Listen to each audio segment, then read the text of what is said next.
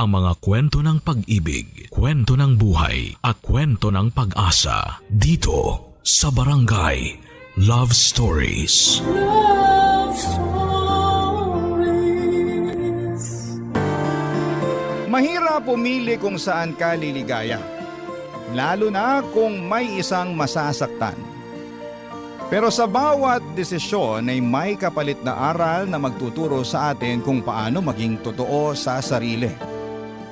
Ikaw, kabarangay, pipiliin mo ba ang taong mahal ka o ang taong mas nakakaunawa sa iyo?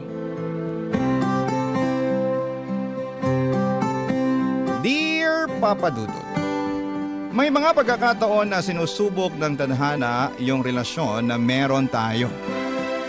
May biglang darating sa buhay natin na magpapagulo ng isipan at nararamdaman natin. At magpaparealize kung totoo bang masaya pa tayo sa buhay na meron tayo. Magandang tanghali po sa inyo at sa ating mga kabarangay na kagaya ko ay palaging bukas ang radyo sa ganitong oras para makinig sa inyong programa. Tawagin niyo na lamang po ako sa pangalang Mika. 27 years old at nagtatrabaho sa isang lending company. Sumulat ako hindi lamang para magkwento kung hindi ay para humingi na rin po ng payo. At umaasa ako, Papa Dudut, na matutulungan ninyo ako at ng ating mga kabarangay sa kung anuman ang pinagdadaanan ko. Papa Dudut, nagkakilala kami ng boyfriend kong si Aldrin sa dati kong pinagtatrabahuhan. Naging close kami hanggang sa maging kami na nga pong dalawa. Nagpatuloy ang relasyon namin kahit na magkaibang kumpanya na kami nagtatrabaho. Makalipas nga ang 2 taon ay nag-decide na kaming magsama sa iisang bubong.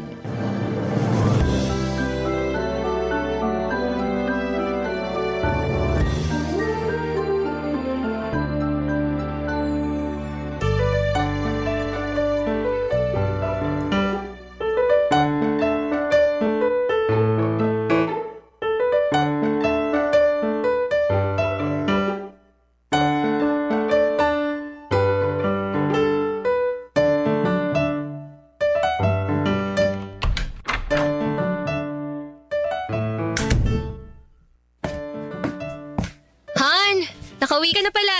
Oo. Ay, sa wakas. Nakauwi na rin dito sa apartment. Teka, bago tong sofa set dito sa sala. Ay, teka lang ha. Maglalabas ako ng juice at empanada. Sige lang, Han. Makaupo na nga muna dito sa sofa. Uy, lambot naman ito. Parang sarap matulog dito. Hindi ko binili yung sofa na yan para iwanan mo akong mag-isang natutulog sa kama natin sa kwarto, no? Joke lang naman yon. Siyempre, mas gusto pa rin kitang katabi sa kwarto, no? Ay, eto na nga pala yung juice at chicken empanada na merienda mo. Uy, thank you, Han. Sakto kasi nagugutom na rin ako eh. Sarap nito ang empanada. Saan mo nabili ito, Han? Anong saan ko binili? Ako ang gumawa ng empanada na yan, no? Pwede nga. Aba, ayaw mo pa talagang maniwala ah. Baka gusto mong silipin yung kusina para makita mo ang mga kalat ko dun. Dahil sa paggawa ko ng mga empanada na yan. Ito namang hani ko, hindi ka mabiro. Alam ko namang ikaw lang ang makakagawa ng ganito kasarap na empanada sa buong mundo eh. Oo ha? Ay, buti, hindi ka masyadong ginabi ng uwi ngayon, Han. Oo, di na muna ako nag-overtime. Medyo traffic nga lang kanina pero mas maaga ako nakauwi ngayon kumpara kahapon, no? Bakit pala bigla mong naisip bumili ng bagong sofa para dito sa sala natin? Nakakuha kasi ako ng malaking incentive sa opisina. Sakto na nakita kong nakasale tong sofa. Tapos mukha pang sobrang komportable na upuan tsaka higaan. Kaya binili ko na. Ano, nagustuhan mo ba? Ba, oo naman. Surprise ko yan para sa'yo. Kasi sinurprise mo ako sa oven na binili mo para sa akin nung nakaraang buwan. Di mo naman kailangan na suklian yung mga binibigay ko para sa'yo. Alam ko naman yun. Gusto ko lang din talaga na magkaroon ng bagong sofa dito sa sala natin. Tsaka karamihan kasi sa mga gamit natin dito sa apartment, ikaw ang bumili eh. Ano naman kung ako ang gumastos o bumili sa mga yon? Sinabi ko naman sa'yo dati pa, di ba? Lahat ng bibilin kong gamit, gamit mo na rin. Kasi magkasama na tayo sa iisang bahay. Mag-asawa na nga tayo halos sa mga mata ng ibang tao eh. Kasal na lang talaga ang kulang sa ating dalawa. Pakakasalan mo naman ako, di ba? Ano ba namang klaseng tanong yan? Oo, hindi lang naman ang sagot sa tanong ko eh. Tinatawanan mo pa ako. Kahit hindi mo itanong yan, alam mo naman na kung ano ang sagot. Nag-iipon lang ako ng konti at pagkatapos, pakakasalan na kitahan. At magiging totoong mag-asawa na tayo sa mga mata ng ibang tao, ng batas at ng Diyos. Papadudot, masasabi ko na responsableng tao si Aldrin. Totoo nga yung sinasabi nila na mas makikilala mo ang isang tao kapag nakasama mo na siya sa isang bubong. At nangyari yon sa aming dalawa. Wala akong naging pagsisisi sa bagay na yon. Kasi noong mga panahon na yon ay wala siyang ibang pinakita sa akin kung hindi puro kabutihan lang. Mula sa mga gawaing bahay na mas masipag pa siya kesa sa akin, hanggang sa mga gastusin na madalas na nanggagaling sa bulsa niya. Hindi naman nagkakalayo ang sweldo naming dalawa, pero mas gusto niya na siya ang gumagastos para sa apartment namin. Kaya lang nagbago ang lahat mula nang ma-promote si Aldrin sa trabaho niya. Naging mainitin ang ulo niya dahil sa trabaho na madalas niyang nadadala sa apartment. Naging dahilan yon ng madalas naming pagtatalo. Hanggang sa dumating sa puntong nagdesisyon muna akong umalis ng apartment at nakituloy sa bahay ng isang kaibigan ko para magpalamig ng ulo, Papa Dudut.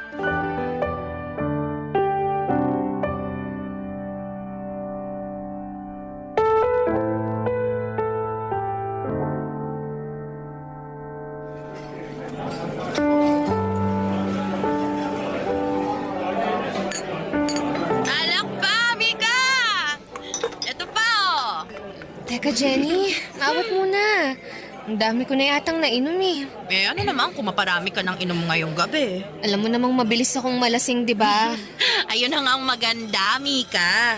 Kapag nalasing ka, makakalimutan mo na yung Aldrin na yun. Uy, grabe ka naman. Hindi ko naman siya gustong kalimutan eh. Kung hindi, bakit bigla kang nagyaya naggumimik at magpakalunod tayo sa alak ngayong gabi? Gusto ko lang nakalimutan yung stress sa relasyon naming dalawa. Pero hindi naman ibig sabihin na gusto ko na siyang kalimutan o kung ano pa man. Nagpapalamig lang ako ng ulo para hindi kami parehas sumabog ni Aldrin kapag nagkita at nag-usap ulit kami. Ganun na din yun. Sinasabi ko sa'yo, sa hiwalayan din matutuloy ang relasyon yung dalawa.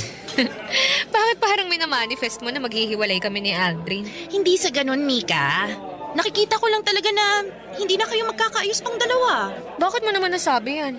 Naalala ko lang kasi yung madalas mong ikwento noon na medyo nawawalan ka na ng gana sa relasyon nyo. Nabisi kasi siya masyado sa trabaho niya, tsaka nawala na halos ng oras para sa akin. Alam mo naman kung gaano ako kaklingi na tao, di ba? At gusto ko na palaging may oras sa akin yung boyfriend ko. Magkasama nga kami sa bahay pero halos hindi ko na siya nararamdaman. Bakit hindi mo pa siya hiwalayan? Kung may problema ka na pala sa kanya. Hindi naman ganun kadali yun eh. Lalo na at nagsasama na kami sa iisang bahay. Tsaka wala pa naman talaga yan sa isip ko. Sa ngayon, gusto ko lang talagang magpalamig ng ulo.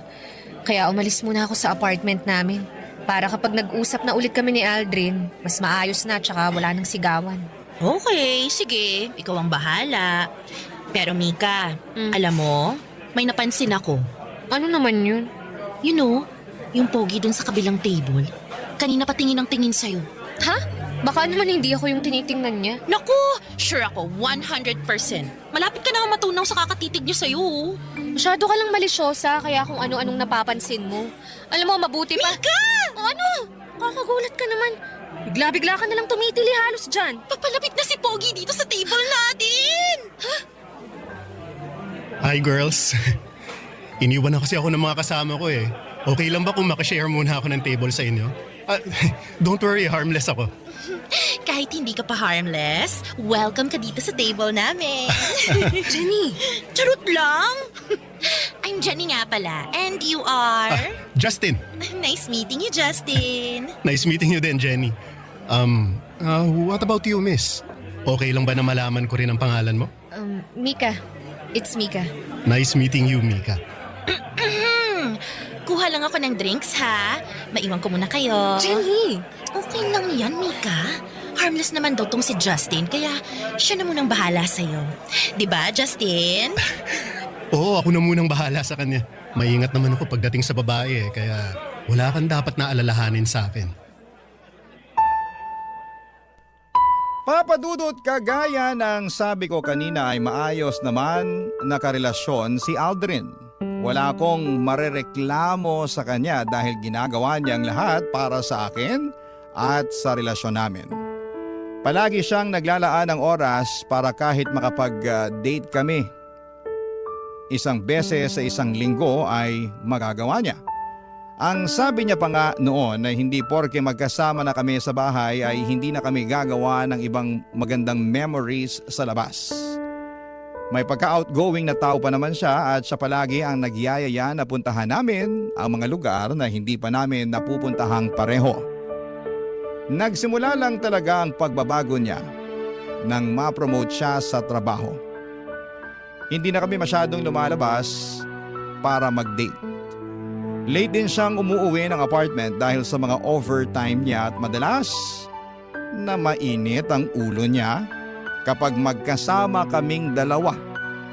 Dinadala niya rin kasi hanggang sa apartment ang mga trabaho niya. Buti sana kung trabaho lang, pero pati yung stress, nadadala niya.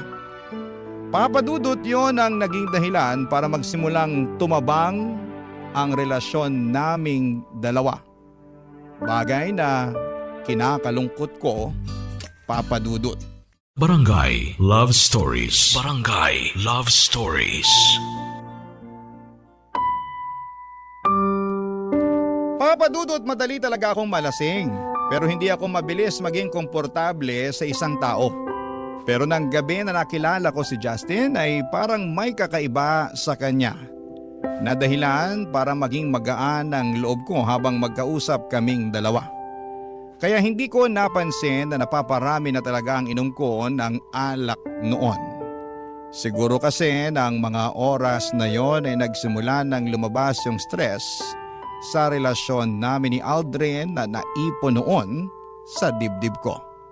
Hindi ko nga napansin na umiiyak na pala ako habang nagkukwento kay Justin. Basta naramdaman ko na lamang na parang lumulutang ako pero gumagaan naman ang pakiramdam ko. Ganon talaga siguro kapag nailalabas mo na yung nararamdaman mong bigat at sama ng loob. Kahit papaano, papadudod, ay nakakahinga ka na ng maluwag. Pagkatapos noon, naalala ko na niyaya ko pa siyang sumayaw si Justin. Kasi gusto ko talagang i-enjoy ang mga oras na yon. Yung mga oras na alam kong para sa sarili ko, papadudot.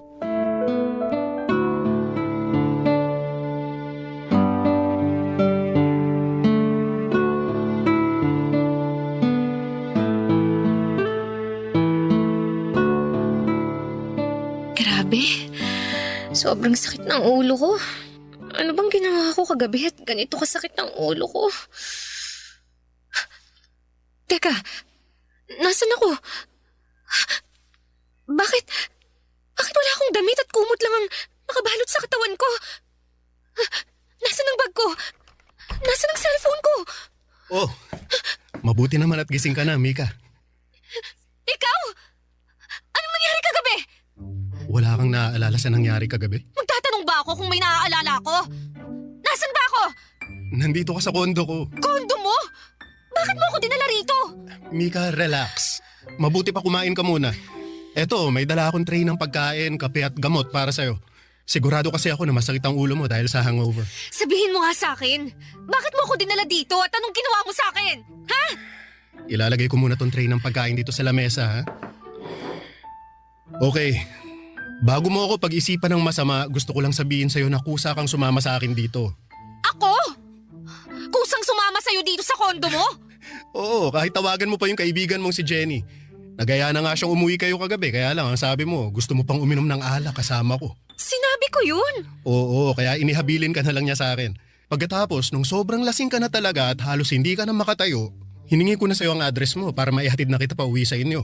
Kung totoo yung sinasabi mo, bakit nandito ako ngayon sa kondo mo? Kasi ang sabi mo, Ayaw mo umuwi sa bahay ng kaibigan mo. At ayaw mo rin naman na ihatid kita sa apartment yon ng boyfriend mo. Tapos tinanong kita kung saan mo gustong magpahinga. Ang sabi mo, dalhin na lang kita sa place ko. Kaya dinala mo ako dito para masamantala mo ang kalasingan ko, ha? Mika, ikaw ang unang humalik sa akin pagpasok pa lang natin ng kondo ko. Wala akong balak na masama sa'yo. Ang gusto ko lang makapagpahinga ka saglit dito sa place ko hanggang sa maging okay ka na. Kaya lang, naging mapusok ka, Mika. Hinalikan mo ako at pagkatapos, sinimulan mo na. Alam mo, tama na. Ayoko nang marinig yung tungkol sa mga yan. Kailangan ko na rin umalis. Nasaan ba yung mga gamit ko? Nandito sa may upuan.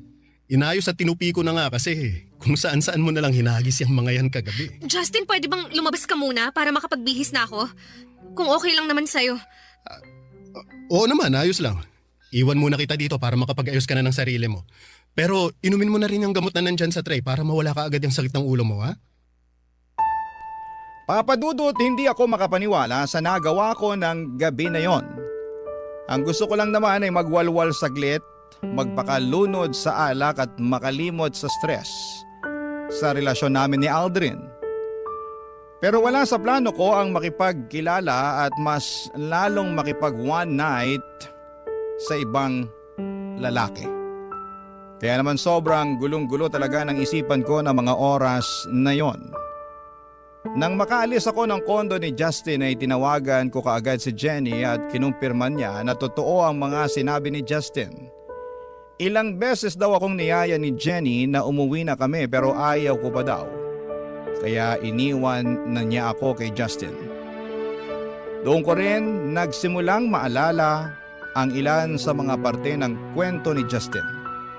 Na ako talaga ang humalik sa kanya at naging mapusok ng gabi na yon.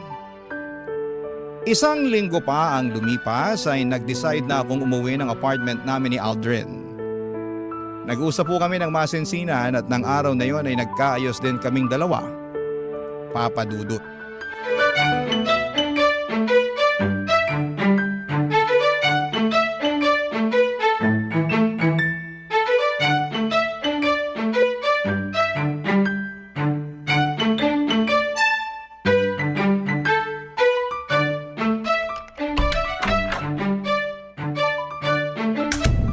Oh, Han! Ang aga mo namang nakauwi. Nauna ka pa sa akin ngayon dito sa apartment. Natapos ko kasi nung maaga ang trabaho ko kanina eh. Adobo ba yung naaamoy ko? Oh, niluto ko yung paborito mong chicken pork adobo. Ay, wow! Talaga? Namiss ko yan, ha? Sakto nga ang uwi mo kasi kakatapos ko lang ding magluto eh. Upo ka na dito para makakain na tayo. Sige. Ito na ang paborito mong chicken pork adobo. Yun, oh. Paglalagay na kita sa plato mo ah. Sige.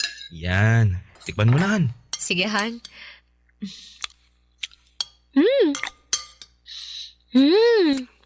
The best pa rin talaga yung luto mo. Sira na naman ang diet ko ngayong gabi. Di ba naman kailangan mag-diet kasi sobrang sexy mo pa rin sa paningin ko. Bolero ka talaga kahit kailan. Kahit kailan hindi kita binola ha. Lahat ng sinasabi ko sa'yo totoo yun Han.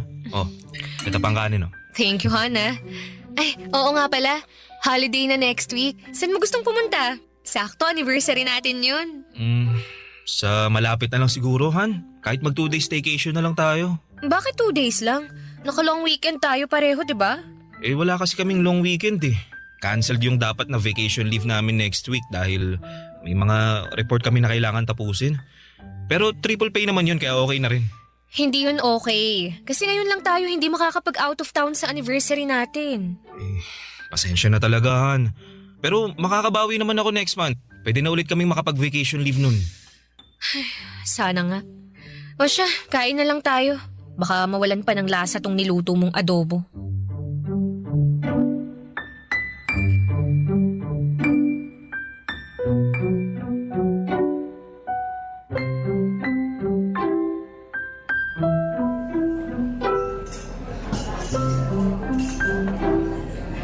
Ay, ang tagal naman ni Jenny.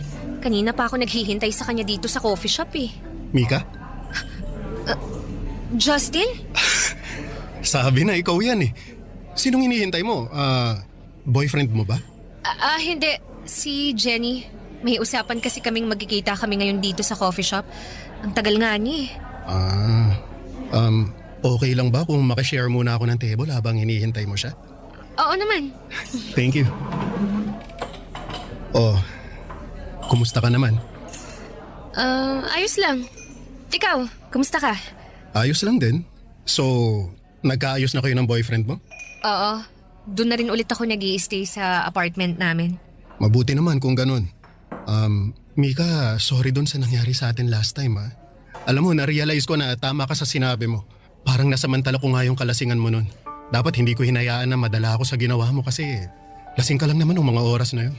Ayos lang yun. May kasalanan din naman ako eh. Dapat hindi ako uminom ng marami at nagpakalasing kasi hindi ko talaga nakokontrol ang sarili ko. Kaya pasensya na rin kung nagkalat pa ako sa kondo mo. Hindi ka naman nagkalat doon. Umalis ka pa nga kaagad pagkatapos mong magbihis eh. Sa totoo lang, Justin, nahihiya ako sa ginawa ko kaya umalis na lang kagad ako nun. Pero thank you pa rin kasi inasikaso mo ako hanggang sa umagang yun.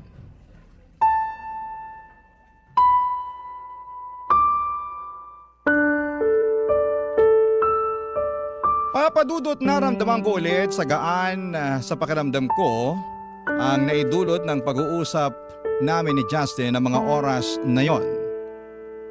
Sa totoo lang, pagkatapos ng huling pagkikita namin ay may mga oras na hinahanap-hanap ko siya.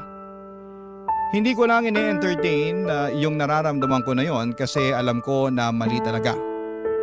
Pero sa muling pagkikita naming dalawa ay parang bumalik lahat ng pananabik na nararamdaman ko para sa kanya. Sakto pa na hindi ako sinipot ni Jenny ng araw na yon kaya mas mahaba ang naging oras ng pag-uusap namin ni Justin. Marami kaming napagkwentuhan kasama na ang tungkol sa relasyon namin ni Aldrin. Naalala niya raw kasi yung ako ng gabi na magkasama kaming dalawa. Nararamdaman niya raw ang pagod at stress ko ng mga oras na yon. Akala nga daw niya ay tuluyan na akong makikipaghiwalay kay Aldrin. Pero sinabi ko na ayoko na ring basta tapusin ang ilang taon na relasyon naming dalawa, Papa Dudut. Barangay Love Stories. Barangay Love Stories. Papa Dudut, naging madalas ang pagkikita at pag-uusap namin ni Justin noon. Hindi na lang tungkol sa relasyon namin ni Aldrin ang mga topic naming dalawa. Mga random topic na minsan nga ay wala ng kwenta pero pinag-uusapan pa rin namin. Nang mga panahon na yon ay naging mas busy naman si Aldrin sa trabaho. Kaya mas madalas ko pang ang kausap si Justin. Mas marami akong oras sa kanya kahit si Aldrin ang kasama ko sa bahay. Minsan nga ay pinupuntahan pa ako ni Justin sa opisina. Niyayaya niya akong magkape bago ako umuwi. Sa kanya ko naman nakukwento ang mga stress ko sa trabaho. Doon ko nagsimulang maramdaman na nagsisimula ng magkaroon ng espasyo si Justin sa puso ko. Sa maniwala kayo at sa hindi ay sobrang pinipigilan ko po yon. Kaya lang kasi nagsimula ng maibigay sa akin ni Justin ang mga bagay na hindi na ibibigay sa akin ni Aldrin noon. Ang atensyon, ang pag-aalaga, at oras niya, Papa Dudut.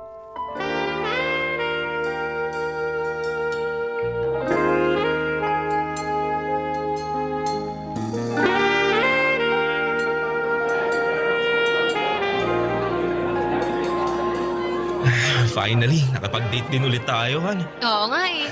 Akala ko hindi ka na magkakaroon ng oras ulit para sa akin. Sabi ko naman sa'yo, babawi ako. Bumibelo lang talaga ako. Naiintindihan ko naman kasi mag-iisang taon ka palang halos sa bagong posisyon mo sa opisina. Salamat sa pag-intindi palagi sa akin, Han, ha. Alam ko na ikaw yung pinaka nahirapan kasi madalas sinasalo mo yung init ng ulo ko eh. Pero sana wag mong kalimutan na ginagawa ko lahat to para sa future nating dalawa, ha. Konti na lang, pwede na nating malipatan yung hinuhulugan kong bahay. Tsaka, makakakuha na rin tayo ng kotse kaya masusundo at maihatid na rin kita sa trabaho mo. Sabi ko naman sa'yo, tutulungan na kita sa pagbabayad sa mga yan. Para hindi ka na nahihirapang mag-budget. Hindi na kailangan kasi kaya ko namang hulugan lahat eh. Mas kailangan ko na lawakan mo yung pag-unawa mo sa akin. Sa mga ginagawa ko sa trabaho ko, mas kailangan kita sa tabi ko. Kahit kailan, hindi ako nawala sa tabi mo, Han. Alam ko, kaya malaki ang pasasalamat ko sa'yo kasi hindi ka napagod sa akin. Kaya nga gusto ko sana na ibigay sa'yo to. Anong laman ng maliit na kahon na yan? Buksan mo para malaman mo. Sige. Han, para saan ang singsing na to? Han, gusto ko magsimula tayo ulit. But this time, gusto ko ibang level naman. Mika, will you marry me? Oo. Siyempre, oo. I will. I will marry you, Aldrin.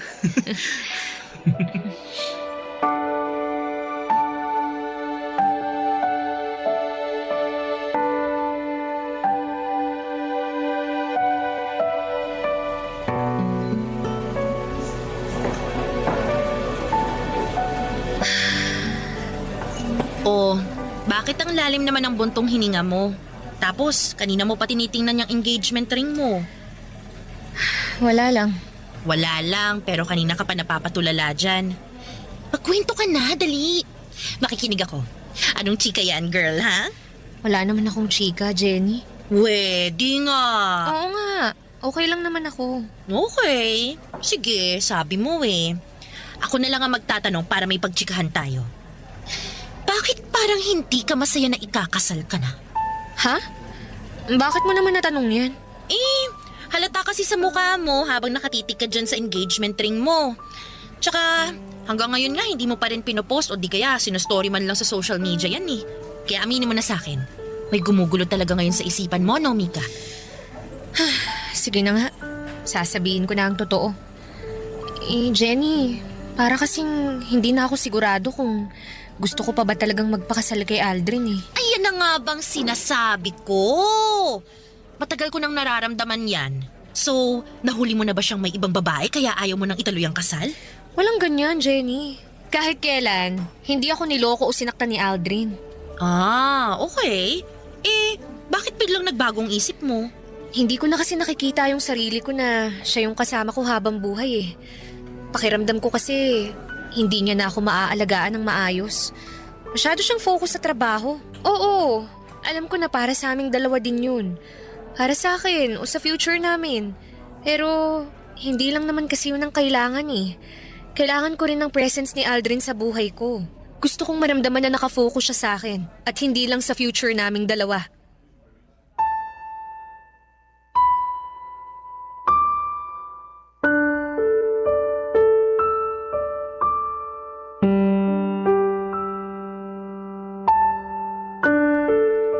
Papadudod sa ilang taon na relasyon namin ni Aldrin ay never siyang gumawa ng kahit na anong bagay para masaktan ako.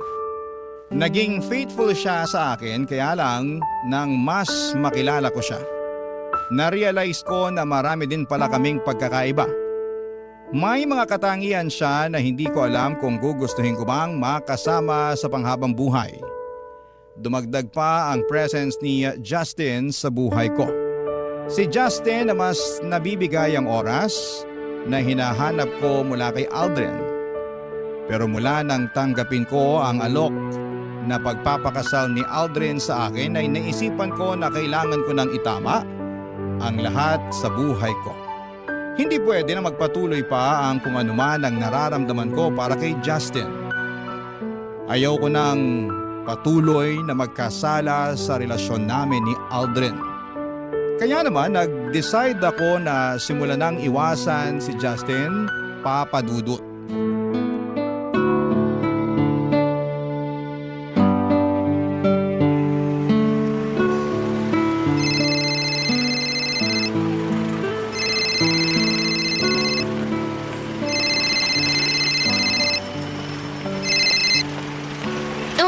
Napatawag ka? Itatanong ko lang kung pauwi ka na. Oo, kakalabas ko lang ng opisina namin. Bakit? Malilate kasi ako nang uwi sa apartment eh. May meeting pa ako ng 7 o'clock mamaya. Ah, ganun ba? Pasensya ka na ha. Hindi kita masasabayan na mag-dinner. Ayos lang yun, Han.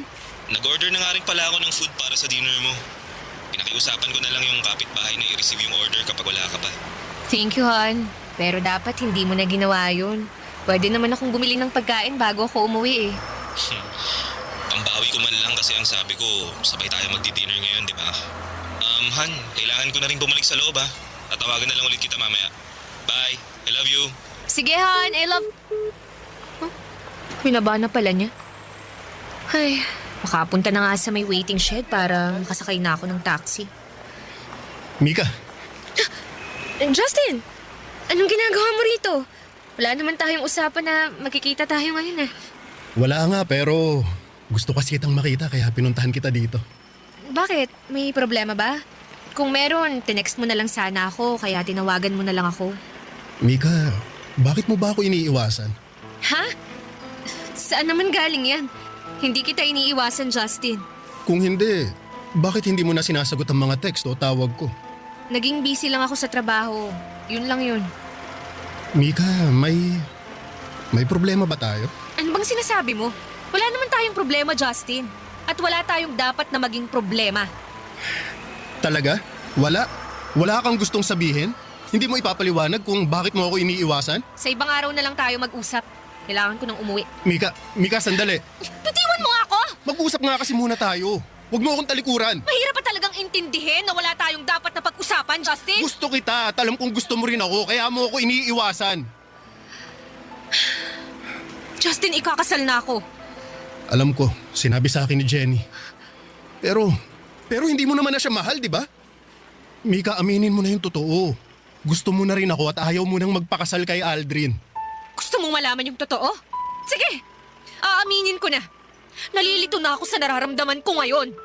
Litong-lito na ako kasi pakiramdam ko, may nararamdaman na ako sa iyo, Justin. Ayun naman pala eh. Bakit hindi mo na lang hiwalayan si Aldrin? Hindi ganun kadali yun. Bakit nga? Ako naman na yung gusto mo, di ba? Kaya iwanan mo na yung lalaking yon, Mika. Iwanan mo na siya. Para sa akin. Gulong-gulo ang isipan ko noon, Papa Dudut. Pero syempre, hindi ko hiniwalayan ang boyfriend ko. Ayokong basta na lamang itapon yung ilang taon ng relasyon naming dalawa. Aldrin is a very responsible partner and a good provider. Sadyang hindi lang siya perpekto at may kaunting pagkukulang. Ang pagkukulang na natagpuan ko kay Justin. Sa totoo lang kasi ay mas napupunan niya ang emotional needs na kailangan ko. Para bang hindi ko na kailangang magkwento sa kanya o sabihin kung ano man ang problema ko. Nababasa na kaagad niya kung ano ang nasa isipan at nararamdaman ko. Kaya nga mabilis na nahulog ang loob ko sa kanya. Kasi nakita ko na mas naiintindihan niya. Papadudod hanggang ngayon ay naguguluhan pa rin po ako. Patuloy si Aldrin sa pagpaplano ng kasal naming dalawa at si Justin naman ay patuloy din na naghihintay at umaasa na hiwalayan ko na si Aldrin para sa kanya. Ayokong gumawa ng desisyon na sobra kong pagsisisihan sa bandang huli. Hindi ko rin alam kung paano pipili sa kanilang dalawa. Dahil alam ko na merong isang masasaktan sa desisyon na gagawin ko. Hanggang dito na lamang po muna ang sulat ko at sana'y makarinig o makabasa ako ng mga komento sa ating mga kabarangay na makakatulong sa kung anuman ang pinagdaraanan ko. Ang inyong kapuso at kabarangay, Mika. Nalilito pa rin sa live ang ating kabarangay. Ano kaya ang maipapayo mo sa kanya? Ibahagi mo yan sa ating comment section para mabasa rin niya. Barangay LS 97.1 Mga kwento ng pag-ibig, kwento ng pag-asa at mga kwento ng buhay dito sa Barangay Love Stories. Love Stories.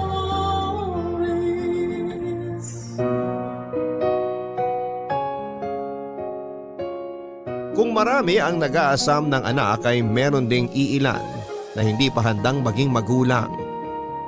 Kaya nga nakakapagdesisyon sila ng padalos-dalos at pagdating ng panahon, husto nila yung pagsisisihan.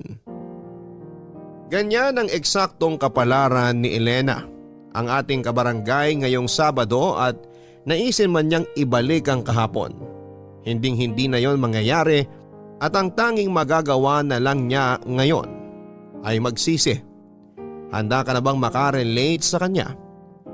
Alamin natin yan sa kwento ng pag-ibig, buhay at pag-asa sa nangungunang Barangay Love Stories. Dear Papa Dudut, kumusta po? Itago niyo na lamang po ako sa pangalang Elena. 37 years old, taga Rizal at isang mananahe. Nakatira po ako sa bahay ng kapatid ko kung saan nagtatahi kami at nagbebenta ng mga damit pambahay, pambata, shorts, kurtina at mga punda ng unan. May pwesto rin po kami sa Tagaytay, Tiangge at online seller sa isang shopping platform. Bukod sa pananahe ay inaalagaan at binabantayan ko rin ang mga anak ng kapatid ko, lalo kapag nasa Tiangge sila para magtinda. Close po kasi kami ng mga pamangking ko at parang nanay na rin ang turing nila sa akin. Masaya naman po ako kapag inaasikaso sila. Papa Dudut, thankful po kami sa mga blessings namin ngayon dahil kahit may pandemya ay unti-unti na po kaming nakakaraos sa araw-araw. Noong maliliit kasi kami ay sobrang hirap ng buhay. Nasa Tondo pa kami noong nakatira at napadpad na lamang sa Rizal dahil taga rito ang mga kamag-anak ni tatay. Kaya masasabi kong dito na rin ako nagkaisip. Namasukan bilang tindera ng isda at gulay si nanay sa isang talipapa sa bayan ng Angono, samantalang tubero at karpentero naman ang hanap buhay ni tatay. Tatlo po kaming magkakapatid at ako ang panganay. Siyempre lahat ng magulang walang gusto kundi ang makapagtapos ang mga anak nila sa pag-aaral. Yun din ang pangarap sa amin ni nanay at tatay, Papa Dudut. Kaya ginagawa nilang lahat para maigapang lamang ang pang-araw-araw na baon at gastusin namin sa school. Lagi rin nilang pinapaalala sa amin na unahing makapagtapos bago mag-asawa. Simula bata ko ay tumatak sa akin ang bili na yon ng mga magulang namin. Kaya nga hanggat maaari ay iniiwasan kong i-entertain yung mga batang lalaki na nakikipagkaibigan sa akin. Wala po ako naging boyfriend mula elementary hanggang high school, kaya tuwang-tuwa sina nanay at tatay sa akin. Lagi nila akong binibida sa mga kumari at kumpare nila na mabait at masunuring anak daw ako. At hindi raw sila makapaghintay na makagraduate ako sa college nang sa wakas ay magkaroon na ng profesional sa pamilya namin. Hanggang sa tumungtong ako sa 19 na taong gulang. Tanda ko nasa second year college ako sa kursong education nang makilala ko si Dexter. Dati siyang tourism student pero nag-transfer sa course namin. Mas matanda siya sa akin ng 3 taon. Bali 22 years old na po siya that time. Mabait po si Dexter at mabilis kaming nagkapalagayan ng loob. At makaraan ng ilang buwan, lumalim po ang aming pagkakaibigan.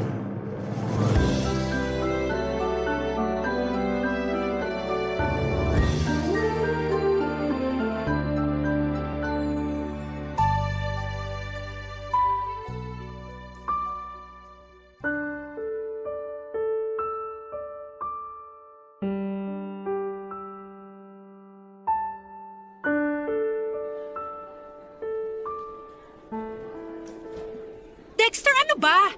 Bakit kanina mo pa ako iniiwasan? Hindi mo nga ako kinausap kanina sa klase natin eh. Parang wala lang ako sa'yo. Wala lang talaga ako sa mood. Kilala mo naman ako pag bad trip, di ba? Yun lang yun. Yun nga ang hindi ko magets. Bakit ka bad trip? Kanino ka bad trip? Ay nako, ba't ba ang dami mong tanong? Ay, gusto mo talagang malaman? Malamang tinatanong ko nga, di ba? Sa'yo ako bad trip. At bakit naman? Ano bang ginawa ko para mainis ka ng ganyan sa akin? Ah, kaya ka ba nagkakaganyan kasi nabuntis mo ko? Hinaan mo nga yung boses mo. Mamaya may makarinig sa'yo eh. Machismis pa tayo. Ano kung chismis nila. Totoo naman na buntis ako at ikaw ang ama. Sira ulo ka talaga. Sigurado ka bang buntis ka? Mamaya niloloko mo lang ako. Sinasabi ko sa'yo, Elena, hindi magandang biro yan ha. At bakit naman ako magbibiro, Dexter? Oo, buntis ako. Oh, ayan. Tingnan mo ang resulta ng pregnancy test ko. 2 linya. Ibig sabihin positive. Buntis ako. Ay, buwisit namang buhay to. Patay ako nito kay nanay at tatay. Hindi nga nila alam na may boyfriend ako tapos ngayon magkakaapo na sila. Ba, akala mo ikaw lang ang patay sa mga magulang? Ako rin. Anong pinagsasasabi mo dyan? Bakit parang mas ikaw pa tong takot at nag-aalala? Baka nakakalimutan mo, ako ang nagdadala sa anak natin dito sa tiyan ko. Sabing hinaan mo yung boses mo eh. Para sabihin ko sa'yo, isang malaking pagkakamali ang lahat ng to. Yung pagbubuntis mo, hindi dapat nangyari yan. Kasi hindi pa ako handang maging tatay. May mga pangarap pa ako sa buhay. Wala pa akong planong bumuo ng pamilya. Ang kapal ng mukha mong sabihin yan, Dexter. Mangilabot ka nga. Tao ka pa ba? Nabuntis lang ako, naging demonyo ka na. I'm sorry, okay? Pero nagpapakatotoo lang ako. Saka alam ko, ramdam ko, ganun ka rin. Diba, sabi mo patay ka kapag nalaman ng parents mo magkaka-baby na tayo? Ibig sabihin, hindi pa talaga buo yung loob mo na magkaanak tayo. Kasi nag-aaral pa tayo at marami pa tayong pangarap sa buhay. Anong gusto mong gawin ko? Nandito na sa tiyan ko ang anak natin. Ilang araw pa lang naman yan. Pwede mo pang alisin yan sa sistema mo. Gusto mong ipalaglag ko ang baby natin? Oo! Napapaliw ka na ba? Baliw na kung baliw. Pero baka matuluyan na ako kapag pinanganak mo ang batang yan. Intindihin mo kasing mabuti ang sinasabi ko. Please lang. Pareho pa tayong hindi handa na maging magulang. Kaya bakit natin ipipilit na buhayin ng batang yan kung magiging miserable lang siya pag pinanganak mo? Mahal, makinig ka naman sa akin oh. Di ba may tiwala ka naman sa akin? Pero natatakot ako, Dexter. Di ba masama yun? Masama na ipalaglag ang baby kasi parang pinatay mo na rin siya. Wala pa namang masyadong muwang sa mundo yung baby sa tiyan mo. Baka nga dugo pa lang yan eh. Kaya ngayon pa lang, alisin mo na siya. Huwag kang mag-alala. Kasama mo naman ako eh. Hindi kita iiwan. Makikita mo. Mas magiging okay tayo pag nawala ang anak natin.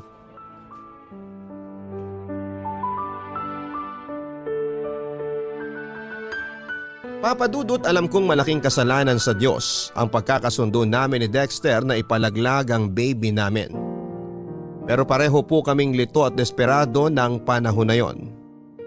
Siyempre masakit din sa akin yung reaksyon niya na hindi siya masaya at hindi pa siya handa sa responsibilidad ng pagiging tatay at padre di pamilya sa aming baby. Aaminin ko na para akong pinagsakluban ng langit at lupa dahil pinamukha niya sa amin ng magiging anak niya. Na malaking pagkakamali yung nangyari sa aming dalawa. Naging kami po ni Dexter, Papa Dudut, pero sekreto lamang po yun. Lalo sa parents namin. Kung may nakakaalaman, mga barkada lang po namin at nag-promise naman sila na hindi ipagkakalat. Fast forward. Dahil sa aming kapusukan ay may nangyari sa amin at nagbunga po yun. Ang totoo ay hindi pa rin po talaga ako handa na maging magulang dahil meron pa akong pangarap na makapagtapos ng college. Maging lisensyadong guro at makapagturo. Hindi ko po yun matutupad kung meron akong anak na aalagaan. Kaya natuloy po ang pagpapalaglag ko sa baby namin ni Dexter sa tulong ng kakilala ng isang kaibigan namin. Pagkatapos noon ay bumalik po sa dati ang relasyon namin ni Dexter na parang walang nangyari. Kaya lang hindi pa nagtatagal simula nang mag-decide kaming alisin sa tiyan ko ang anak namin ay napansin ko na biglang nanlamig ang relasyon namin ni Dexter. Yun naman pala ay meron po siyang nilalanding babae na isang HRM student. Siyempre may tenga ang lupa, may pakpak ang balita. May nakapagtimbre sa akin na kakilala ko sa course na yon. Na napapansin nilang may katext lagi ang naturang babae at hindi nagtagal ay nalaman nila kung sino ang lalaking kalandian nito. Walang iba kundi si Dexter na boyfriend ko. Sobrang sama po ng loob ko, Papa Dudut, dahil kahit sekreto lamang ang pagiging mag-on namin ni Dexter, still kami pa rin po ang magkarelasyon. Galit na galit ko siyang kinumpronta ng araw na yon. Bakit mo ginawa yun, Elena? Ang kapal naman ang mukha mong tanungin kung bakit kita sinampal. Alam mo, kung Aray! tutuusin, Ano ba? kulang pa nga yan. Dapat sa'yo sinasaktan ng gusto. Napakasama mo! Pwede ba tigilan mo na ang kasasampal sa akin? Ano ba kasing ginawa ko? Nambababae ka! Yan ang ginagawa mong animal ka! Akala mo ba bobo ako? Tanga? Inosente? Akala mo yata ganong klaseng babae ako pwes nagkakamali ka! Huling-huli ka na! May ebidensya ako dito ng mga pictures nyo na palihim na nag-uusap kapag di tayo magkasama! Aminin mo na kasi, niloloko mo akong lintik ka! Okay, sige! Inaamin ko! Napakasama mo, Dexter! Napakademonyo mo! Elena, ano ba? Kung mag-eskandalo ka ng ganyan, baka patulan na talaga kita! Mahiya ka nga! Mamaya may makarinig pa sa atin tapos isipin nag-aaway tayo! Aba, bakit? Mukha ba tayo nagkakasiyahan dito ngayon? Tsaka teka nga, bakit parang ang yabang mo pa dyan? Inamin mo na nga na nambababae ka pero parang ang dating normal lang yun sa'yo? Paano naman kasing hindi ako titingin sa iba? Ganyan ang ugali mo! Habang tumatagal, nakakabwisit ka na, alam mo ba yon? Ang dali mong magselos. Lahat na lang pinagseselosan mo. Barkada ko, classmates natin. Tapos nasasakal na rin ako sa relasyon nating dalawa. Masyado kang emosyonal at kulang sa atensyon. Ano bang palagay mo sa akin? Yaya mo? Magulang mo? Hindi naman, di ba? May sarili akong buhay tapos gusto mo lagi kang nakikisawsaw. Ano? Bawiin mong sinabi mong yan kasi nakakasakit ka na! Marunong ka palang masaktan? Kasi kani-kanina lang, ikaw yung nananakit eh.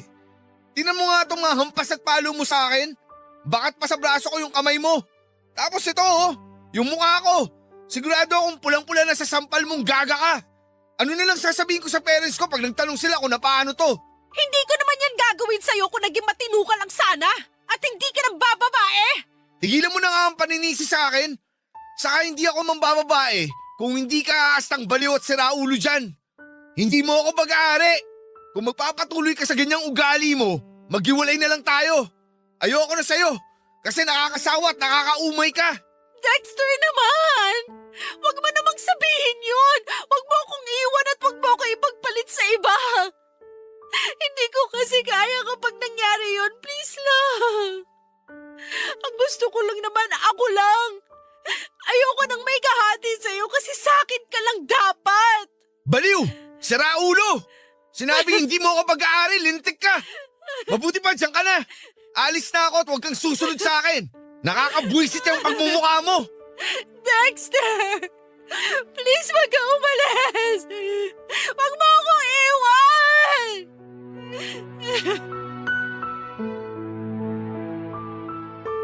Yung masama na ang loob ko kay Dexter lalo pong sumama pagkatapos ng pagtatalo naming yon, Papa Dudut.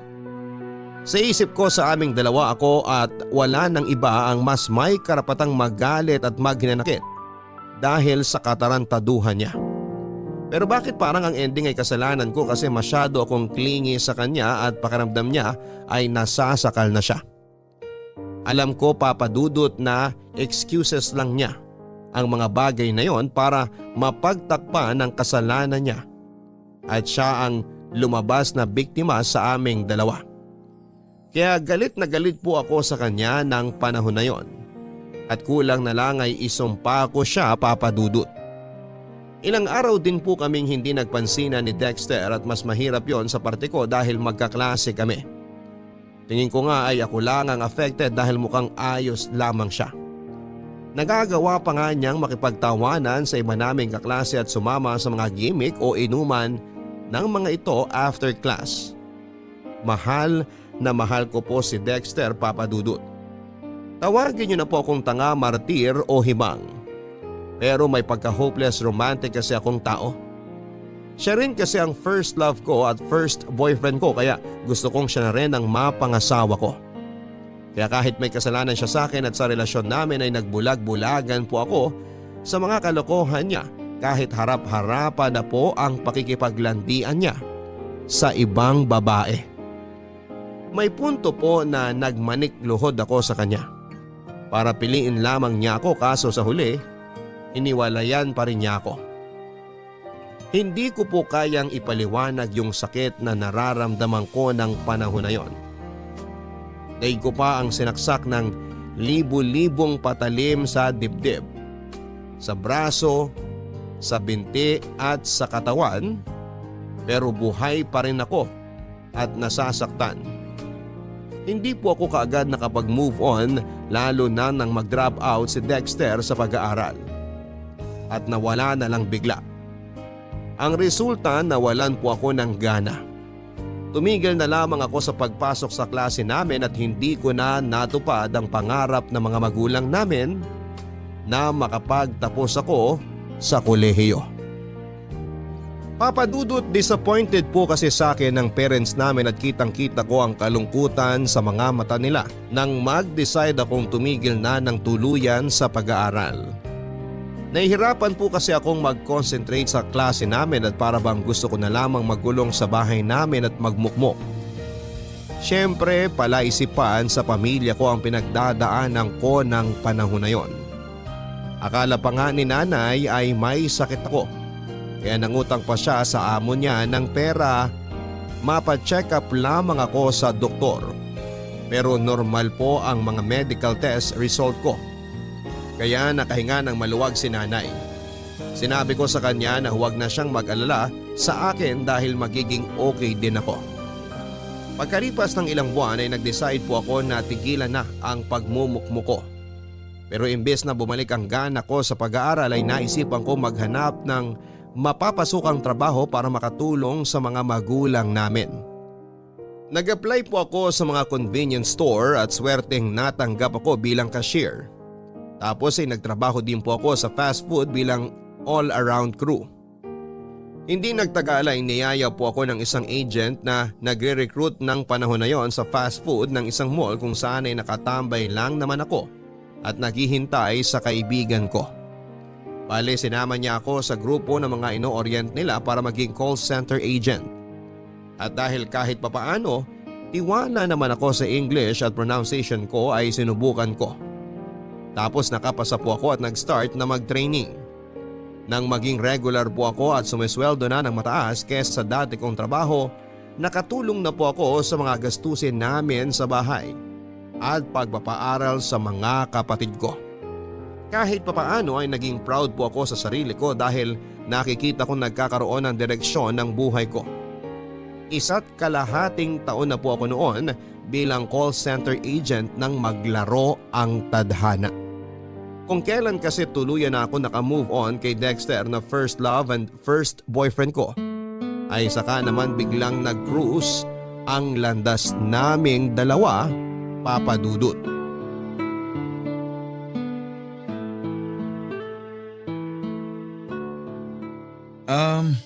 Kumusta ka naman, Elena? Ang tagal din nating hindi nagkita. Ayos lang. Ito, working as call center agent. Diyan lang office namin sa malapit.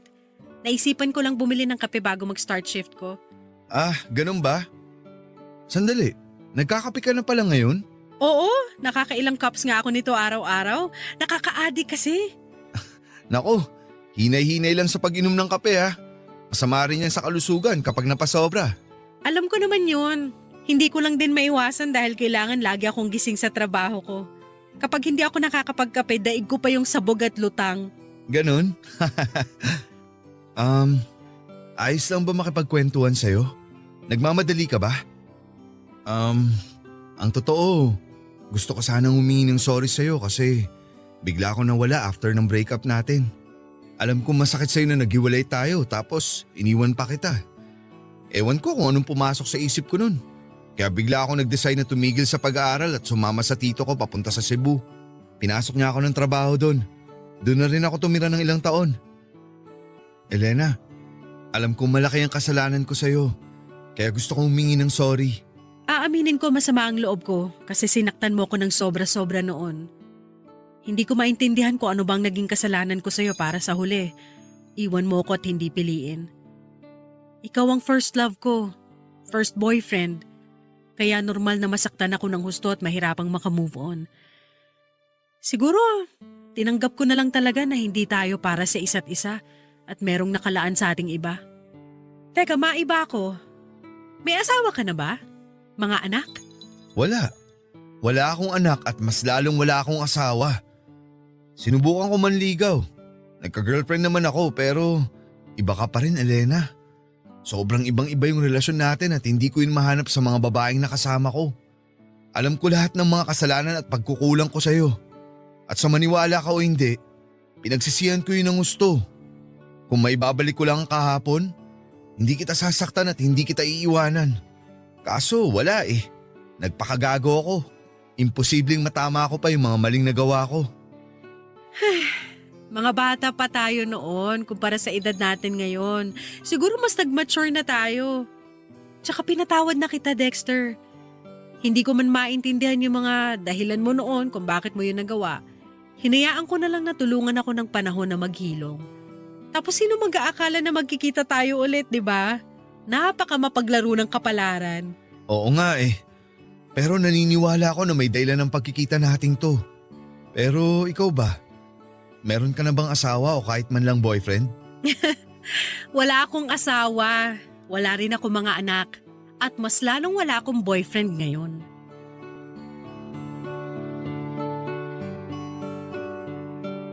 Papa Dudut, naniniwala po ba kayo sa kasabihan na first love never dies? Ako kasi ay oo at napatunayan ko yon nang magkita ulit kami ni Dexter sa isang convenience store bago ako mag-duty sa trabaho. Natatandaan ko na nakikrave ako noon ng kape kaya naisipan kong bumili. Tapos yun na nga, nakita ko siya at sobrang nakakamangha na parang ewan yung pakiramdam nang magkumustahan na kami. Nandun yung pagkailang syempre. Pero dahil merong kaming pinagsamahan ay unti-unti kaming naging komportable sa isa't isa. Nang makapag-share kami ng buhay namin at mga nangyari after our breakup, pakiramdam ko ay nabunutan ako ng malalim na tinik sa lalamunan, Papa Dudut. Kasi kahit papaano ay nagkaroon kami ng closure. Pero ang akala kong muli at huli naming pagkikita ay scam pala. Dahil bago kami naghiwalay ay hiningi ni Dexter ang bago number ko.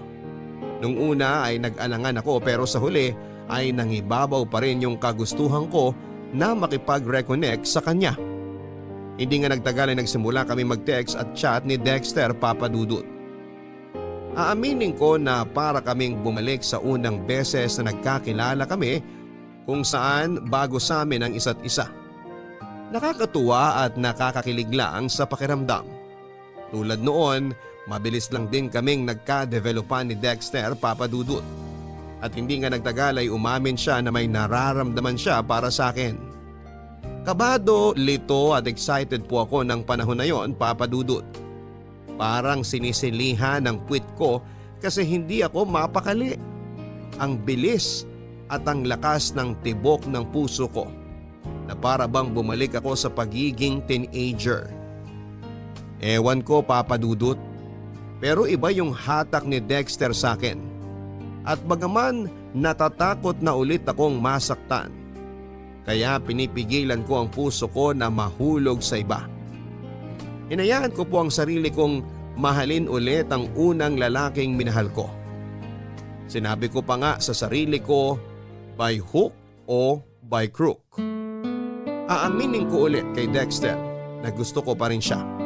At nangyari yon, nangyayain niya akong makipag-date sa kanya, Papa Dudut.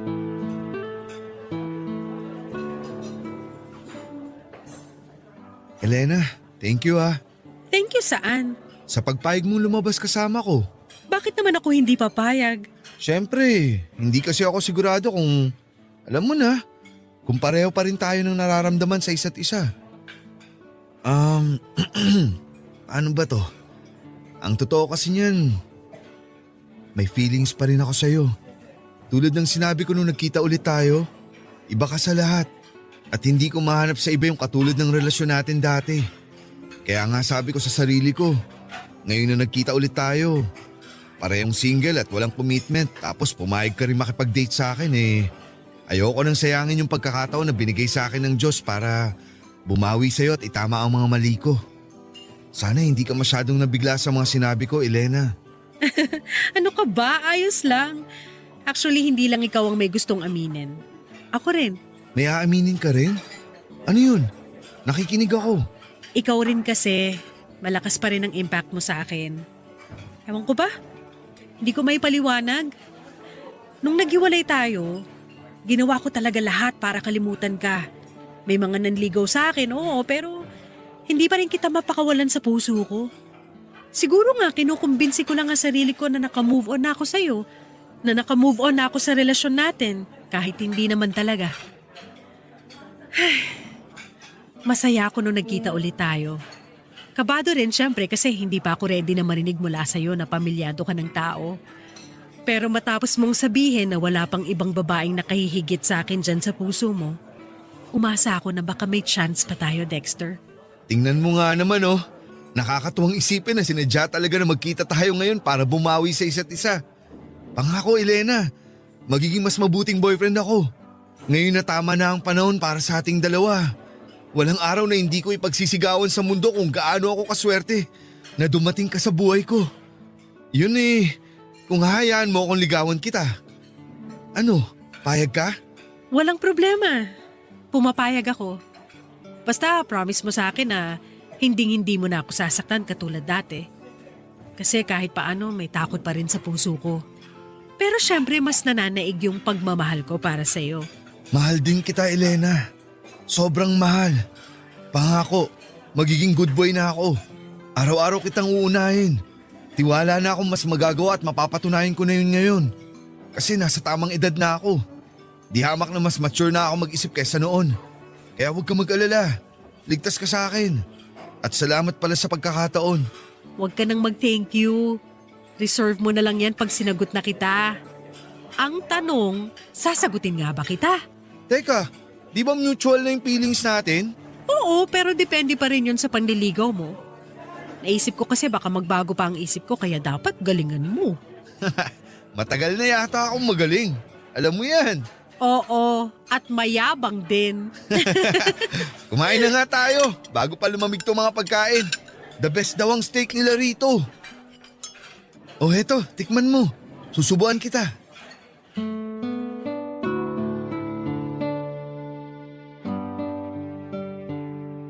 Kung noon ay tinatago namin sa mga magulang namin ang relasyon naming dalawa, nang ligawan at sagutin ko po si Dexter ay ginawa ko na yung bagay na hindi ko nagawa noon.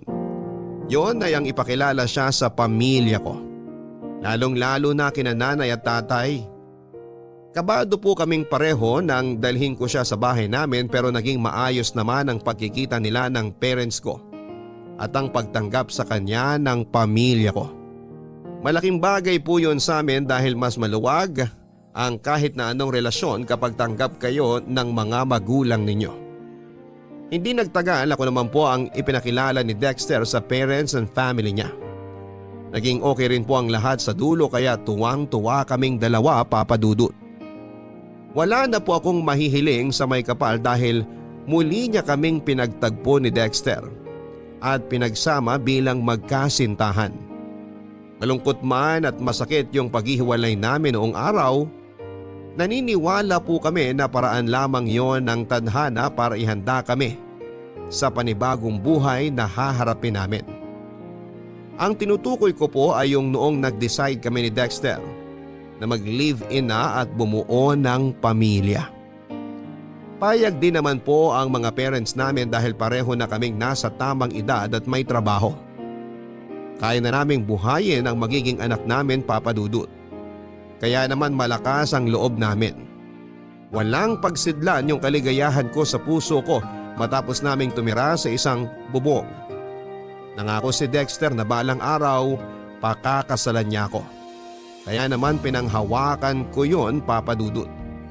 Pero that time ay hindi po namin priority ang wedding dahil gusto na po naming magkaanak. Papa Dudut, dream come true po ang pagsasama namin ni Dexter sa iisang bubong.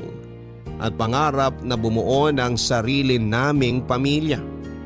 Siyempre, umiidad na kami at kailangan na naming maghabol para naman hindi kami mapag-iwanan sa biyahe.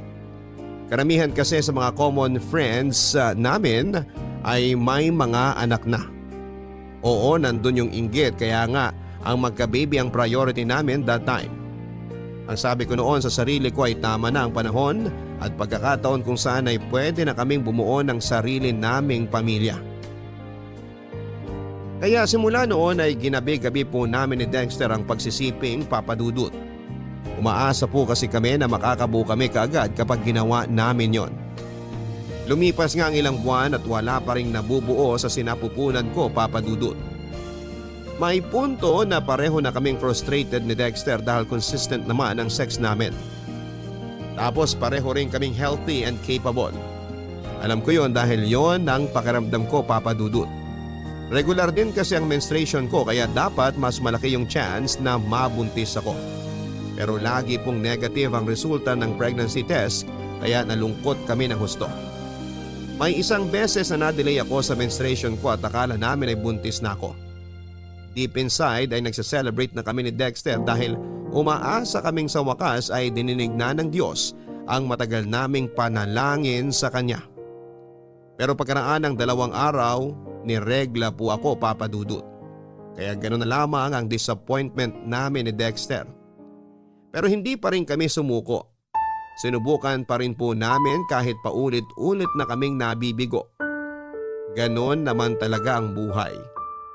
Walang mangyayari kung magmumugmok lamang kami sa sulok at hindi magpapatuloy papadudot. Negative na naman. Ano ba yan? Oh, mahal. Ang aga-aga, bakit parang nakasimangot ka? Sino bang hindi sisimangot? Negative na naman ang result ng PT ko, mahal. Tingnan mo, pangatlong beses ko na yan ngayong araw. Mahal, huwag ka naman stress. Ikaw din ang mahihirapan kapag inisip mo pa ng gusto. Paano hindi ako masistress? Ang tagal na kasi nating sinusubukan. Kaso wala pa rin. Bakit yung ibang kakilala kong babae, isang beses pa lang may nangyari sa kanila ng mga partner nila pero buntis na agad sila? Bakit tayo? Hindi ko rin alam pero baka hindi pa talaga binibigay sa atin. Alam mo, malapit na akong maniwala na karma natin to kasi pinalaglag natin ang unang baby natin noon, mahal. Ano bang pinagsasasabi mo? Naisip ko lang naman. At bakit bigla mo namang naisip yan? Pareho naman natin ginusto na ipalaglag ang baby natin noon Kasi hindi pa tayo handang maging magulang. Wala pa tayong kakayahan noon. Di tulad ngayon. Hindi mo kailangan magtaas ng boses dahil naririnig kita at naiintindihan ko ang point mo. Ang akin lang kasi, naniniwala pa rin naman ako sa karma. At paano kung ito na yun, di ba? Kaya hirap tayo makabuo dahil nga kinakarma na tayo. Karma ka dyan.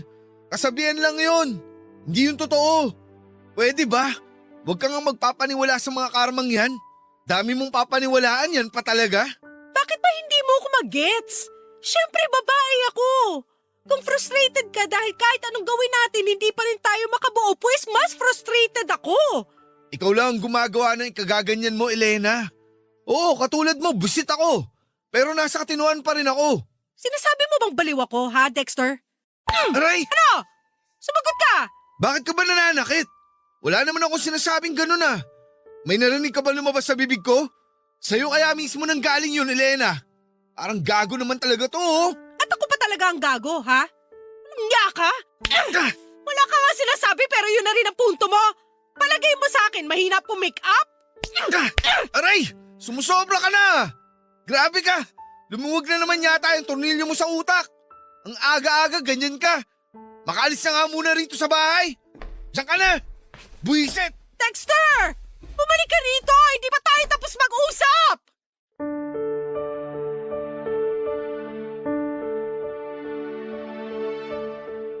Aaminin ko, papadudot, na matapos ang realization ko na yon sa posibilidad ng mababang tsansa na makabuo kami ni Dexter ay mas doboble ang frustration na nararamdaman ko sa kaloob-looban ko. Muli pong nag-flashback sa akin yung panahon na walang pagdadalawang isip naming hinatulan ng buhay ng kaawa-awa naming baby nang ipalaglag ko po ito. Walang gabi simula noon na hindi ako umiyak bago matulog, papadudot. Tuwing umaga na lang ay nagigising ako na mugto ang mga mata at paos ang boses. Tapos madalas ay nagagalit at naiinis sa akin si Dexter dahil madrama at maarte daw ako. Isang beses nga ay sinabihan niya akong magpatingin sa OB para malaman namin kung may problema ako sa matres. Kahit natatakot ay sinunod ko po ang gusto niyang mangyari. Doon ko po nalaman ang sagot sa tanong ko, Papa Dudut. Hindi ko na po idedetalye ang findings ng doktor sa akin pero isa lang ang sigurado. May kinalaman ang pagpapalaglag ko noong araw sa dahilan kung bakit hirap po akong mabuntis ng panahon na yon. At matapos ko pong sabihin kay Dexter ang resulta, imbes na simpatya, awa o pagdamay sa kalagayan ko, galit, panunumbat at paninisi ang initial reaction niya. Bagay na mas nagpalala pa ng matinding sakit at kalungkutan na nararamdaman ko ng panahon na yon.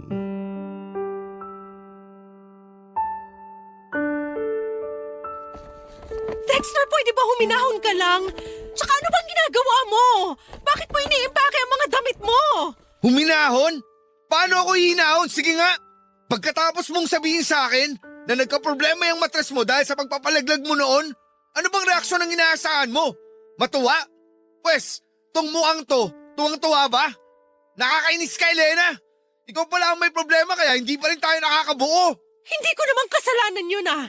Hindi ko rin ginusto, Dexter. Sana naman intindihin mo ang sitwasyon. Ewan ko kung paano gagawin yung sinasabi mo pero nahihirapan na akong intindihin ka. Tapos malalaman ko pa yung resulta ng test mo. Lalo na ako nabwisit sa'yo. Kaya nga naisip kong umalis muna rito sa bahay eh. Kasi ayaw kita makita o makasama. At saan ka naman pupunta? Kahit saan. Doon sa bahay ng kumpare ko. Sirang ulo ka talaga. Kung ano-anong pumapasok dyan sa kukote mo, mas malala ka pa sa akin. Sa palagay mo ba masaya ako malaman yung result ng mga test ko? Nalulungkot ako at nasasaktan, Dexter. Maraming pumapasok sa isip ko, lahat yung negative thoughts. Sinabi ko sa'yo kasi gusto kong damayan mo ako bilang partner. Pero bakit ganyan ang asal mo? Tapos gusto mo pa akong iwanan? Mahiya ka nga! Napaka makasarili mong tao! Hindi ko kasi alam kung anong mararamdaman eh. Hindi na tayo magkaka-baby, Elena. Hindi na tayo magiging magulang. Hindi sa hindi, pero mababa lang ang chance. Eh di ganun din yun. Kasalanan mo talaga to eh. Ewan ko sa'yo, hindi ka nakakaintindi. Mababa ang chance pero hindi ibig sabihin 0% na ang posibilidad na makabuo tayo. Please, Dexter. Alam ko nabibigla ka lang kaya ganyan ang reaksyon mo. Pero naniniwala naman ako na kapag hindi tayo sumuko o huminto, magkakatotoo rin ang pangarap natin magka-baby. Magkakaanak rin tayo. Wala namang imposible basta willing lang tayong sumubok ulit. Huwag mo na akong pasahin kung sa dulo paulit-ulit lang din tayong mabibigo, Elena. Huwag mo kasing isipin na mabibigo tayo, Dexter. Huwag kang nega, okay? Tsaka, partners tayo rito. Tapos bigla mo akong iiwanan. Nangako ka sa akin na hindi mo na gagawin namang iwan. Nakalimutan mo na ba? Nakakasama ka ng loob.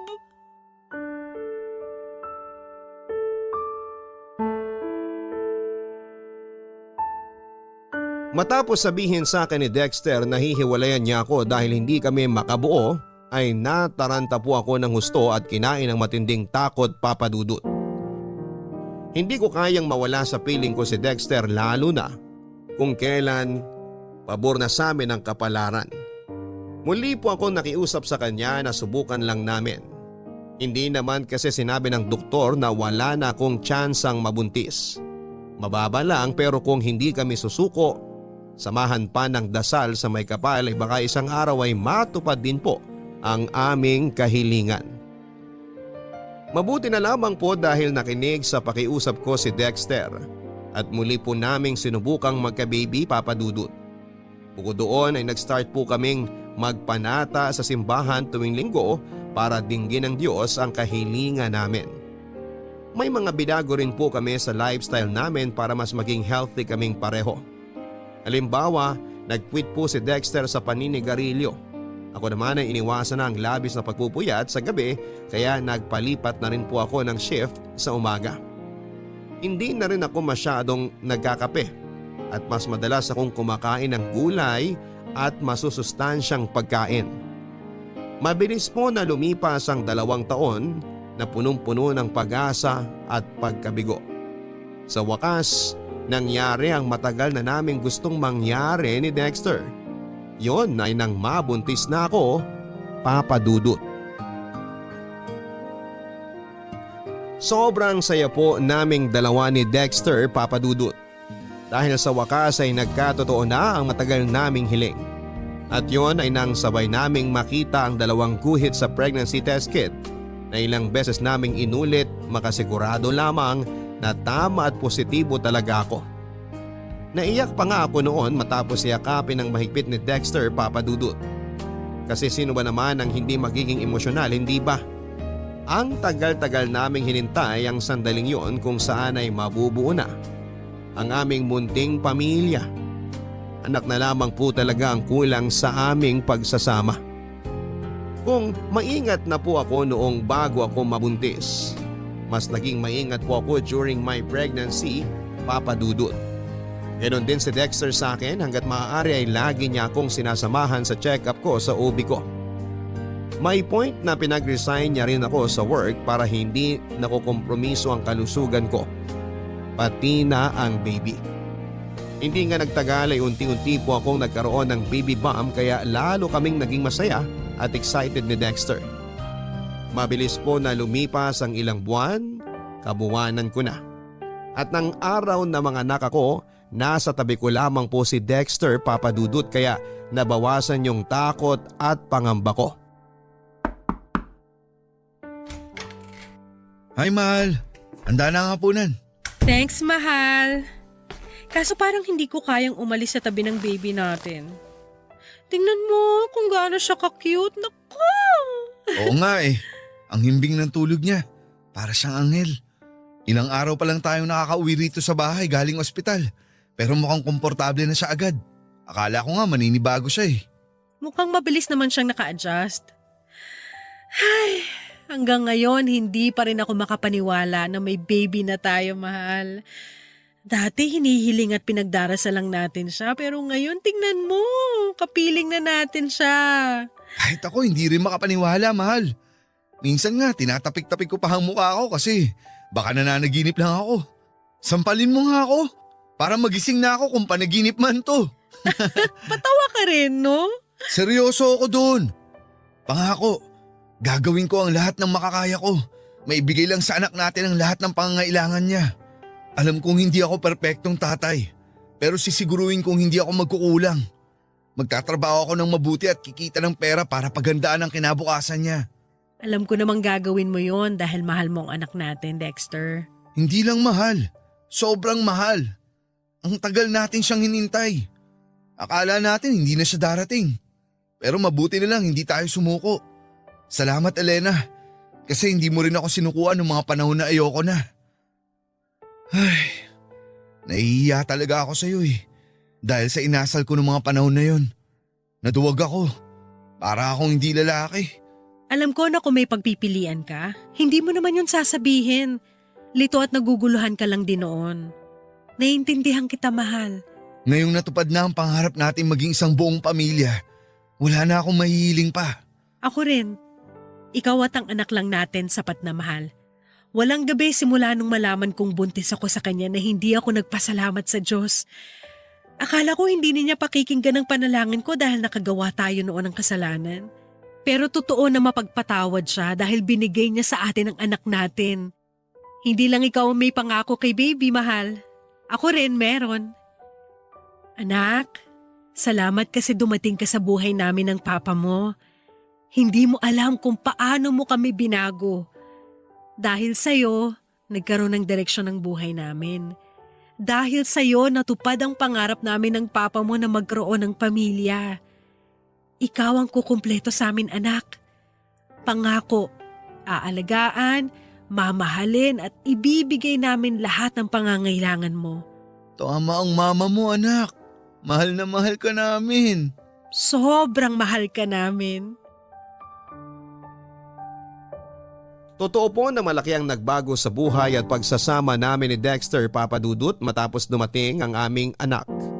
Mas naging responsable kaming magulang dahil gusto naming ibigay ang best namin para sa kanya.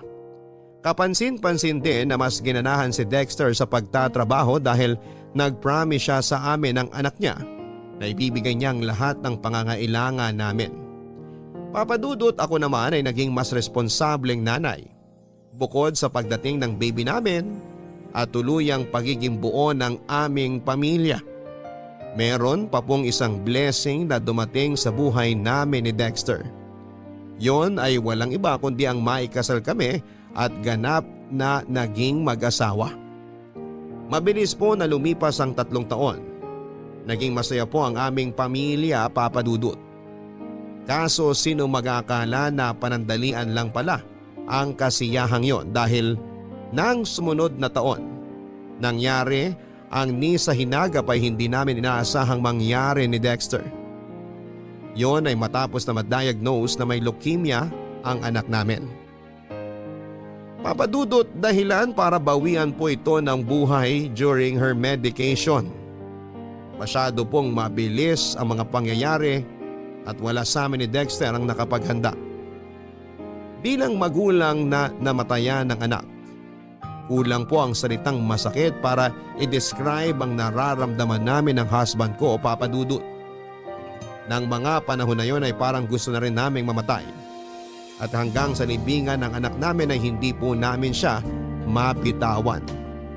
Ngunit kasabay ng pagkawala ng anak namin, meron pa po palang matinding pagsubok na darating sa buhay at pagsasama namin ni Dexter.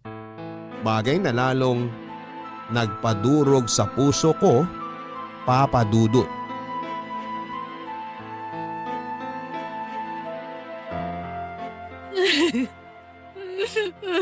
Dexter, please wag mo naman akong iwanan, oh. Hindi ko naman sinasadya na saktan ka. Nainis lang talaga ako sa sinabi mo na tamad ako at wala akong ginagawa dito sa bahay natin. Ganyan ka naman eh. Bigla ka na lang nananakit tuwing naiinis ka. Tignan mo nga tong labi ko. Pumutok na naman sa sampal mo. Saka totoo namang tamad ka. Hindi ka nga nagluluto para may makain na ako pagdating ko galing sa trabaho. Maghapon ka nga rito sa bahay natin. Wala ka namang ginagawang kapaki-pakinabang. So wala akong ganang kumilos. Anong gusto mong gawin ko? Idadailan mo na naman ba ang pagkamatay ng anak natin kaya nagkakaganyan ka pa rin? Elena, ilang buwan na yun. Hanggang ngayon ba hindi ka pa rin nakaka-move on? Sira ulo ka ba? Paano mo nasasabi ang tungkol sa bagay na yun na para bang napakadaling gawin? Anak natin ang namatay, Dexter, hindi kung sinong bata dyan! Alam ko yun.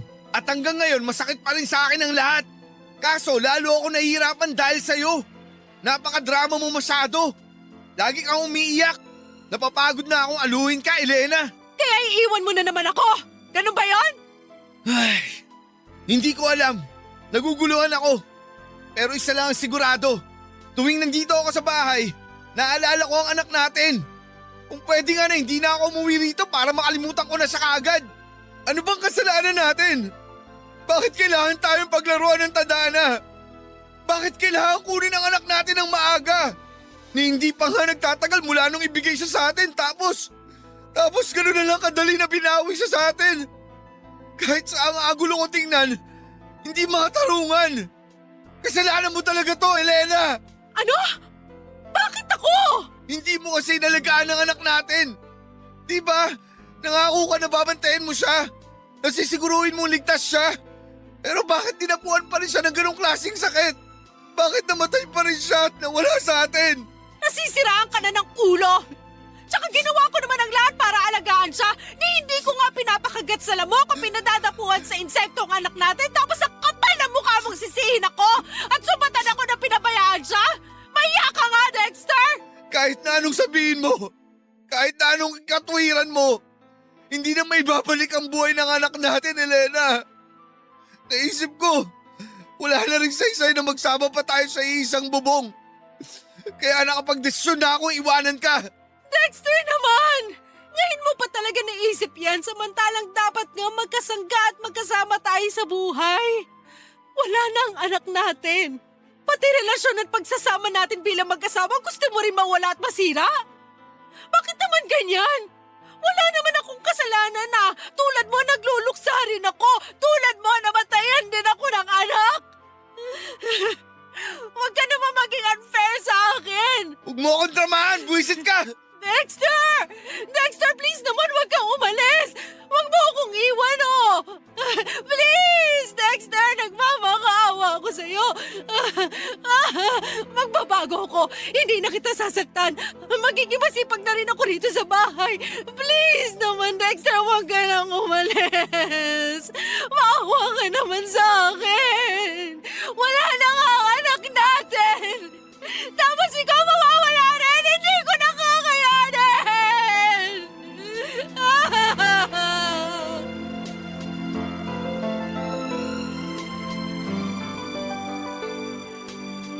Hindi na po talaga maayos ang relasyon namin ni Dexter ilang linggo matapos mailibing ang anak namin, Papa Dudut. Ramdam ko na naging malayo kami sa isa't isa dahil pareho kaming nagluluksa.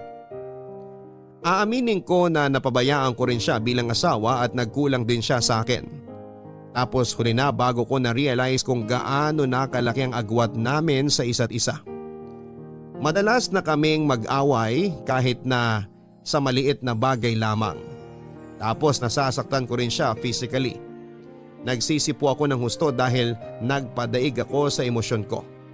Kaya nga sinubukan ko pong isalba ang relasyon namin ni Dexter pero nauwi pa rin kami sa hiwalayan. Yung sakit na nararamdaman ko nang mawala ang anak namin ay naramdaman ko ulit matapos akong hindi piliin ang asawa ko, Papa Dudut. Sa kasalukuyan ay nakatira po ako sa bahay ng kapatid ko at tumutulong sa negosyo nila dahil para akong mababaliw kapag nananatili ako sa dati naming bahay. Hanggang sa ngayon ay aaminin ko na may mga gabi pa ring umiiyak ako bago matulog at paulit-ulit kong tinatanong ang Diyos kung totoo bang mag-isa na lamang ako sa buhay dahil kinuha na niya ang aking anak at nagkahiwalay na naman kami ni Dexter. Mukha lang po talaga akong matatag pero malapit na akong masiraan ng ulo. Hindi ko mapigilan ang sarili kong isipin na hinatulan na ako ng langit dahil sa kasalanang nagawa ko nang minsan ngunit walang kapatawaran. Kaya malaking bagay po na nakapagbahagi ako ngayon sa programa ninyo upang mabawasan ang sakit ng pinagdaraanan ko, Papa Dudut. Maraming salamat po kung sakaling mapili po ninyo ang sulat ko at sana'y patuloy pong i-bless ang Barangay Love Stories para makapaghatid po kayo ng magandang storya ng buhay. Ang inyong forever kapuso at kabarangay, Elena.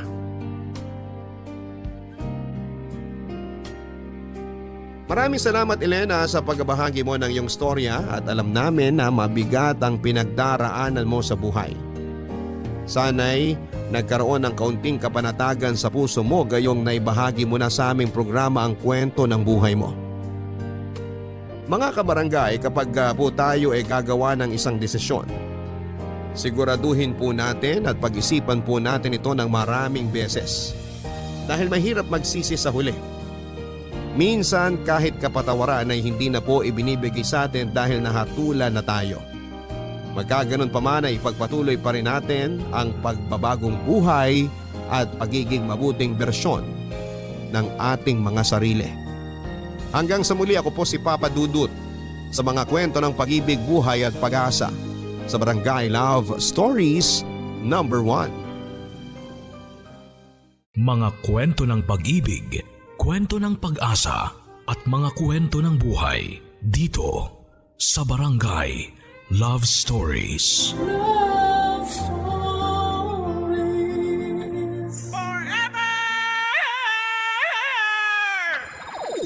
Nagustuhan ng iyong napakinggan? Ituloy yan via live stream sa www.gmanetwork.com/radio.